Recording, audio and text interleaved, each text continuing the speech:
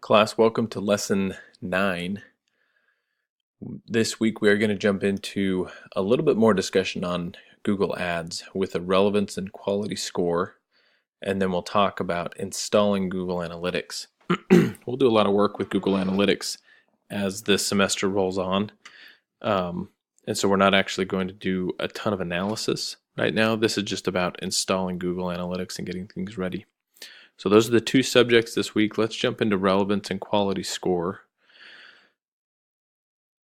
What Google wants you to be successful in your advertisements. The more successful you are, the more you're going to use Google Ads, and the more ad revenue Google will receive. So they want you to use that product. So they are going to give you the tools to know whether or not you'll be successful. And one of those tools is your quality score. And so what they will rank from that is your ad relevance based on people's searches, your landing page experience, and then some guidance on how to improve your ad quality. Your landing page, remember, is the page that your visitors will arrive on after they click on your ad. You don't typically want that to be your home page because you want to customize the landing page experience. Because if I promise you X, Y, or Z in the ad, I want to tailor that landing page experience specifically to that ad. Remember, advertisement online has a lot to do with integrity. That's what a visitor is subconsciously gauging when they click on that ad is your integrity as a company. Do you deliver on what you promise? I really like that close correlation to gospel principles, and you see it all the time in online ads when they don't deliver. It adds a very negative experience, and people don't go back to that. I'll actually share a brief experience I had. I don't often make impulse purchases off of Facebook, but there was a Facebook ad that showed this toy, and we were trying to find something for our son who was 11 at the time. It was really hard to find something, and it had these large magnetic marbles. They were about the size of a marble, and I think there were 12 of them, and it came in this cube, and you could detach them and morph them into tons of different shapes. It was really cool and very affordable. So we thought, hey, this is great. So we order it, and when it comes in the mail, it does come with those 12 marbles, but they were microscopic size. And in the videos they showed, they were clearly full-size marbles. Needless to say, I looked it up, and many others had experienced the same thing, and no one ever ordered from them. At least we didn't order from them again, and based on the reviews, I don't think other people did either. So delivering on what you offer or what you promise is a key experience, and that's what your quality score really gets down to. Is what's that experience, and think of it in those terms about delivering, closing the deal, sealing the deal.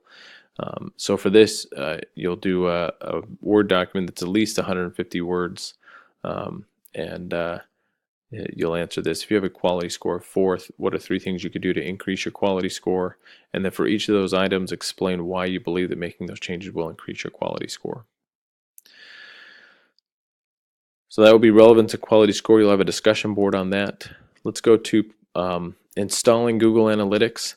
And if I can say real quick that Google Analytics is to me essentially the power of having an online business. When people ask why to have an online business, Google Analytics is a great example of this. And so if you think of it in terms of a traditional brick and mortar store, say a grocery store chains have spent hundreds of thousands, even millions of dollars on studies to know what products they should place where, and where customers will go throughout the website, throughout the store, and what they're looking at, where their eyes will go, which shelf, how high, how low, etc., etc.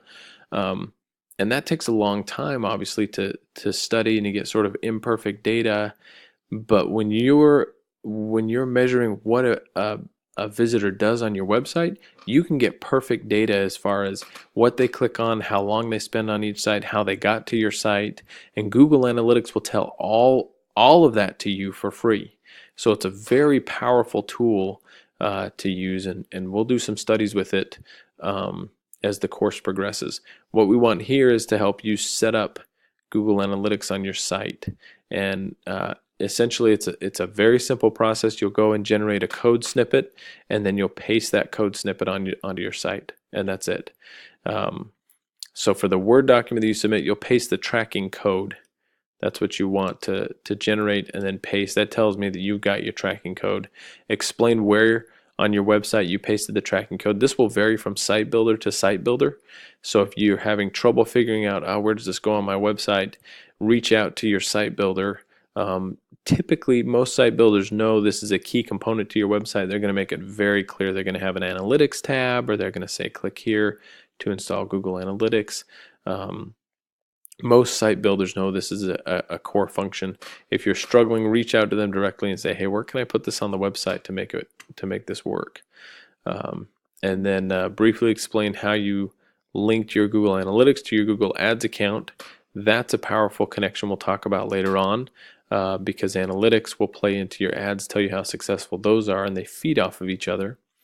And then explain finally why you feel Google Analytics will help your business model to be more successful.